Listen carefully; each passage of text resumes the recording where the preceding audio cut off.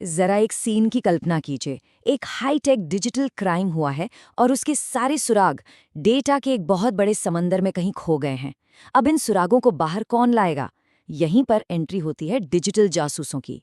और हर जासूस की तरह उनके पास भी होते हैं अपने भरोसेमंद हथियार, जिन्हें हम कहते हैं फोरेंसिक टूल्स। तो आज हम इसी मैदान के 3 सबसे बड़े खिलाड़ियों को आमने सामने खड़ा करने वाले हैं: ऑटोप्सी, एफटीके और एनकेस। तो ये डिजिटल क्राइम सीन आखिर होता कैसा है? देखिए, ये वैसा बिल्कुल नहीं होता जैसा हम फिल्मों में देखते हैं। यहाँ पर सबूत आंखों से नहीं दिखते।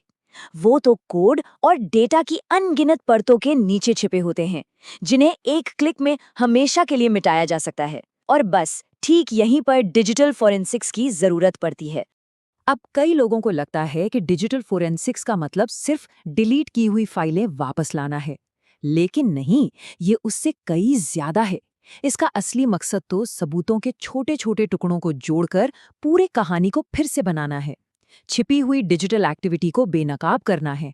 और सबसे जरूरी, डेटा की पवित्रता को बनाए रखना है, ताकि वो सबूत अदालत में टिक सके। ये बहुत ही नाजुक और टेक्निकल काम है। तो भाई, हर बेहतरीन डिजिटल जासूस को एक शानदार टूलकिट की जरूरत तो होती ही है। तो चलिए ज्यादा वक्त न लेते हुए मिलते हैं आज के हमारे 3 मुख्य दावेदारों से, जिनका इस फील्ड में अच्छा खासा नाम है।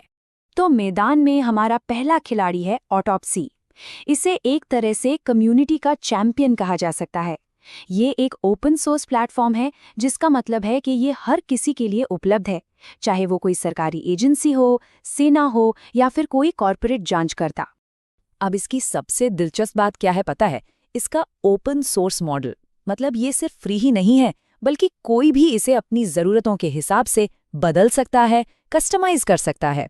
और इसका इंटरफेस भी काफ़ी सीधा साधा है, जो उन लोगों के लिए एक बेहतरीन शुरुआत है जो इस फील्ड में नए नए आए हैं। हाँ, लेकिन जाहिर है सिक्के का दूसरा पहलू भी है। जब जांच का दायरा बहुत बड़ा हो जाता है, तब शायद इसकी परफॉर्मेंस कमर्शियल टूल्स जितनी तेज ना हो। और अगर कहीं कोई मुश्किल आ गई, तो मदद के लिए किसी कंपनी के बजाय एक बड़ी कम्युनिटी पर निर्भर रहना पड़ता है।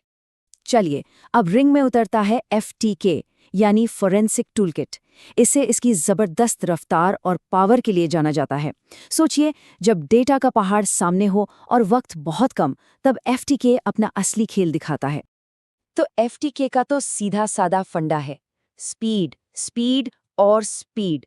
इसका जो इंटीग्रेटेड डेटाबेस है ना, वो इसे टेराबाइट्स डेटा को पलक झपकते प्रोसेस करने की ताकत देता है।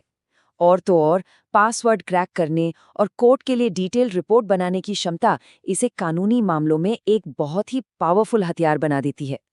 लेकिन इतनी बेजोड़ पावर की एक कीमत होती है। एफटीके काफ़ी महंगा टूल है और इसे चलाने के लिए खास ट्रेनिंग और महारत चाहिए। ये कोई ऐसा टूल नहीं है जिसे कोई भी डाउनलोड करे और तुरंत इस्तेमाल करना शुरू कर दे। और अब हमारा तीसरा और आखिरी दावेदार, एनकेस। इसे इंडस्ट्री का भरोसेमंद प्रोफेशनल माना जाता है। सच कहूं तो ये एक ऐसा स्टैंडर्ड बन चुका है जिस पे दुनिया भर की बड़ी बड़ी एजेंसियां आंखें बंद करके भरोसा करती हैं। एनकेस की सबसे बड़ी खूबी है इसकी वर्सेटैलिटी। मतलब ये हर फनमौला है। ये लगभग हर तरह के डिवाइस और फाइल सिस्टम के साथ आराम से काम कर लेता है। इसकी बनाई रिपोर्ट्स को दुनिया भर की अदालतों में मान्यता मिली हुई है और इसके पीछे एक बड़ी कंपनी का डेडिकेटेड सपोर्ट भी है। बस यही वजह है कि ये इतने सारे प्रोफेशनल्स की पहली पसंद है। हाँ, एफटीके की ही तरह एनकेस भी जेब पर थोड़ा भारी पड़ता है, और इसे इसकी पूरी ताकत से चलाने के लिए एक पावरफुल कंप्यूटर सिस्टम की ज़रूरत होती है, जो इसे हर किसी की पहुंच से बाहर कर सकता है। तो हमने तीनों महारथियों से अलग अलग तो मिल लिया। अब वक्त है असली मुकाबले का। चलिए, इन तीनों को आमने सामने रखते हैं और देखते हैं कि जब बात अहम पैमानों की आती है, तो कौन कहाँ टिकता है। ये टेबल देखिए, यहाँ सारी कहानी बिल्कुल साफ हो जाती है। अगर बात कीमत की है, तो ऑटोप्सी का कोई मुकाबला ही नहीं, क्योंकि वो फ्री है। फंक्शनैलिटी में एफटीके स्पीड का बादशाह है, तो एनकेस वर्सेटैलिटी का। इस्तेमाल में आसानी के मामले में ऑटोप्सी सबसे आगे है, जबकि एफटीके और एनकेस दोनों को सीखने में थोड़ा वक्त और मेहनत लगती है। और जहाँ तक सपोर्ट की बात है, तो कमर्शियल टूल्स के साथ हमेशा डेडिकेटेड मदद मिलती है। तो फिर सबसे बड़ा सवाल ये उठता है कि इनमें से सबसे अच्छा कौन है? इसका जवाब सीधा नहीं है। जवाब इस बात पर निर्भर करता है कि मिशन क्या है। चलिए कुछ सिचुएशंस देखते हैं। इससे ये समझने में आसानी होगी कि किस काम के लिए कौन सा टूल फिट बैठता है। चलिए पहली सिचुएशन लेते हैं। मान लीजिए संसाधन सीमित हैं, मतलब बजट की थोड़ी कमी है। ऐसी हालत में बिना किसी शक के ऑटोप्सी ही सबसे समझदारी भरा विकल्प है। ये बिना कोई पैसा खर्च किए वो सारी फॉरेंसिक ताकत देता है जो एक जांच के लिए जरूरी है। यही चीज इसे छोटे संगठनों और फ्रीलांस जांचकर्ताओं के लिए परफेक्ट बनाती है। अब एक दूसरी सिचुएशन सोचिए, एक बड़ी कंपनी पर साइबर अटैक हुआ है और टेराबाइट्स में डेटा को कुछ ही घंटों के अंदर एनालाइज करना है।